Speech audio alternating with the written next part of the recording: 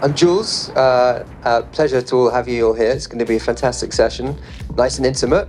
Today's session, it really is here to give everyone in attendance a really good picture of what it means to be in the New York cannabis industry. So our goal today is you leave more educated with greater insights and as informed as you can be. And I can't think of a better group of humans to help you learn and us learn from, who I will now invite to introduce themselves. But briefly, we've got Miri, Gregor from Gotham. Hey.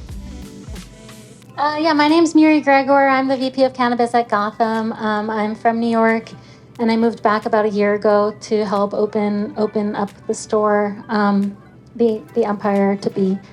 I was in cannabis in California for the past 9 years. I started at an extraction technology company. We were sort of ahead of the game doing cannabinoid isolation, pesticide remediation.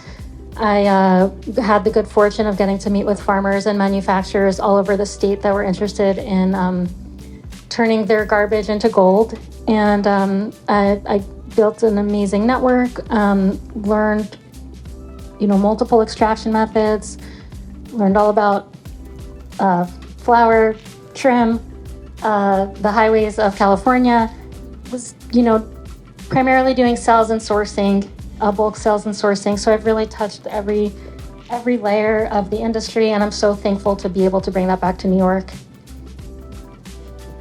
Great, and next we have Natalia from MFNY, Marijuana Farms, New York. Oh, hi guys. My name is Natalia, and I am from Moscow, Russia. That's where I was born and raised.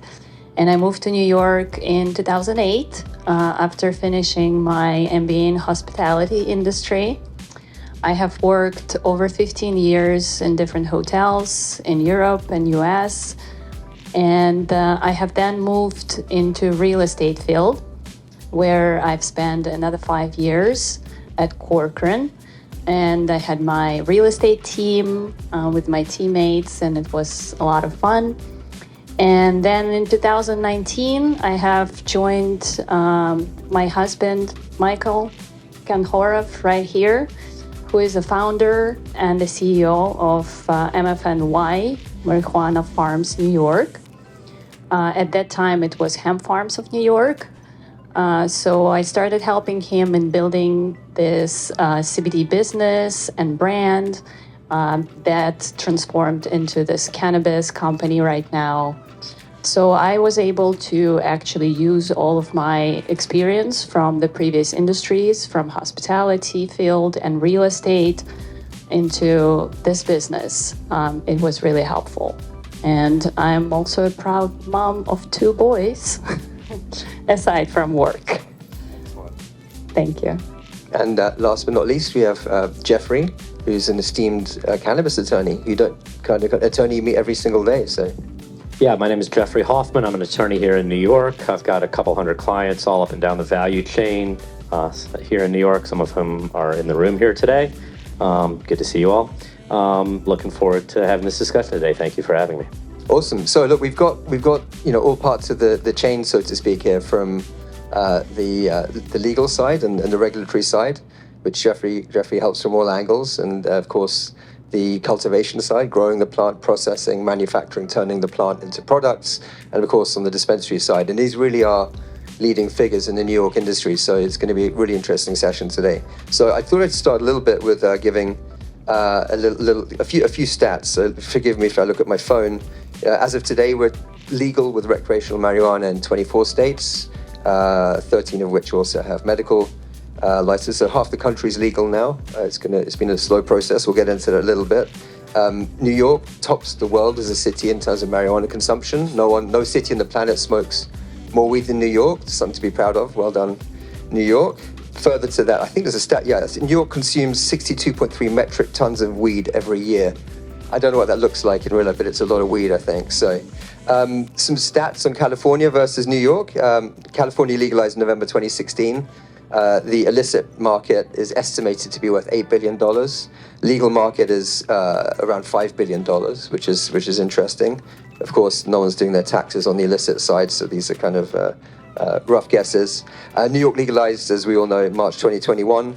The illicit market's estimated to be about $7.5 billion in size here. And in 2023, New York had official sales of around $150 million. So we're a little bit earlier in our journey here. Lots to learn, lots we haven't learned, obviously, as New York's rolled out. We'll get into that a bit today. The Office of Management and Budget, OBM, predicts by 2027 a roughly $1 billion market, but I think we can top that by 2027. So some other stats: we've got 122 approved dispensaries by the OCM, and which is a body you'll learn a bit more about today. And 103 are open. So they're opening at a far greater clip than they were last year, for sure. So it could be 110, 120, something like that. But finally we're getting there. So a lot of that concentration is in the city of New York, and a few more upstate, which we'll talk about a bit today.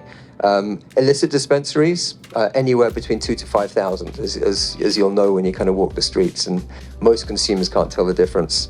We'll get into that today as well. So it's an interesting industry. You know, I've had the pleasure of being involved with MFNY. You know, it's been a beautiful experience so far, and it's I'd say it's semi-chaotic as well, but it's fun to work in and challenging. So let's talk a little bit about the path to legalization, which is where we're going to look to Jeffrey. Can you give us a bit of a kind of play-by-play as how we got to kind of the point of legalization? Sure. So, as folks know, California really started the ball rolling in the 90s with medical. And then people were like, well, what's going on with New York? Is New York not as liberal as the rest of the country really thinks it is? And the answer to that is no, it's actually not. For those of you that have lived here for a while, know that the liberal part of the state is really downstate here in New York City. And the rest of the state is not very liberal. In fact, for most of my lifetime, the Republican Party controlled the Senate in our legislature. And for those of you that know anything about cannabis legalization, there's only one party that does that, and it's not the Republican Party. So for most of my lifetime, there was no way this was ever going to happen. And on top of that, you know, as other states started legalizing, you know, we had Colorado and Washington in 2012. Governor Cuomo here in New York was not a fan of cannabis, right? Just point blank, not a fan. And I don't think anything would have happened unless Cynthia Nixon primaried him in 2018. For those of you who don't remember who Cynthia Nixon is or may not know, she was Miranda on Sex and the City. And I don't mean that in any way to demean what she has done. She is a very capable politician. She ran in 2018 and she primaried Cuomo and actually did quite a good job against him and really pushed him left on the issue. And so Cuomo said, all right, I got to fight you in the election, so I'm going to be a fan of cannabis now. He then fought the legislature over the next 3 years as to whether or not they would effectively get an MSO bill or an equity bill, right? That was basically the battle. Cuomo wanted a more business-centric system, and obviously the people that eventually won wanted a more equity-focused system. For those of you that may remember, early 2021 is when then Governor Cuomo was going through his Me Too moments, right? That was the low ebb of his political power in the state. And the legislature just said, you know, we're going to take advantage of this and we're going to push through our version of the bill. And if the governor wants to veto it, let him do it. And he didn't. However, he did get his kind of last FU to everyone in cannabis in the state. You may remember then from March of 21, when MRTA, the cannabis law, was passed, the board, the Cannabis Control Board, was not appointed. The board did not come to be appointed until Governor Hochul took over from Cuomo. So literally there were 6 months lost in our program. Now, it's still taking us too long to do what we're doing here in New York, but there certainly was a part at the beginning where the program just couldn't open because this intransigent, now former governor, just didn't want to do it. And that's kind of how we got to where we are right now. Thank you. I think one of the things to note about New York is the stated intent was to create the nation's most equitable adult use market. There's a focus to redress some of the injustices around the war on drugs and the communities that are disproportionately affected by that. How do you think that's played out so far? So I do want to counter a lot of the negativity that I do think a lot of folks are saying about what's going on in New York.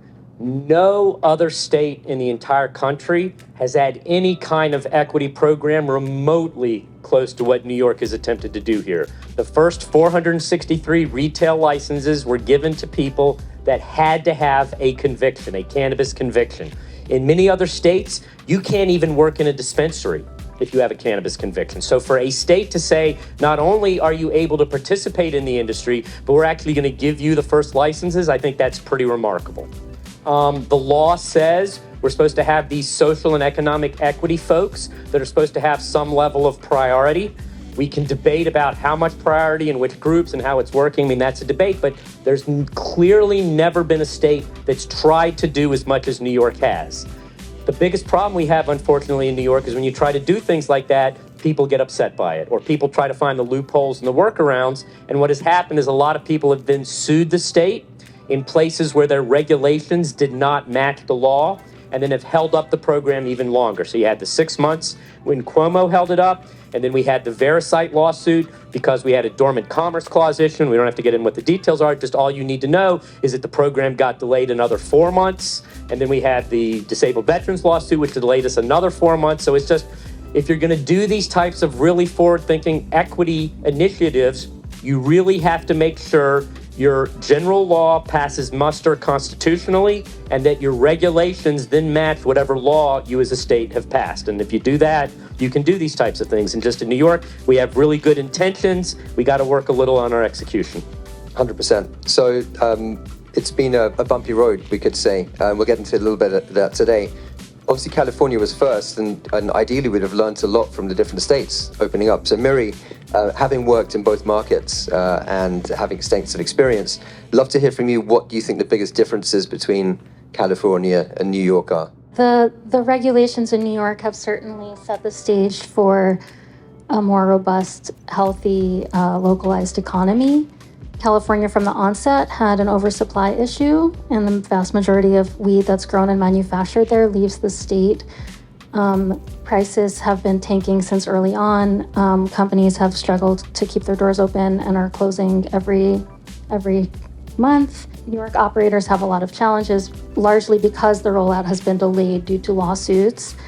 I think the spirit of the regulations is very much setting the stage to create a really healthy local industry, localized industry.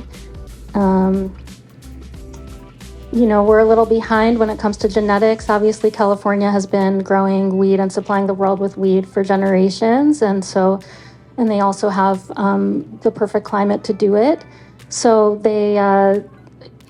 a lot of New Yorkers' expectations about quality and even indoor, which has nothing to do with climate really, but just the infrastructure that California has become synonymous with. A lot of New Yorkers have expectations that it's that thing, the indoor from California or the price point that they're used to getting from California, and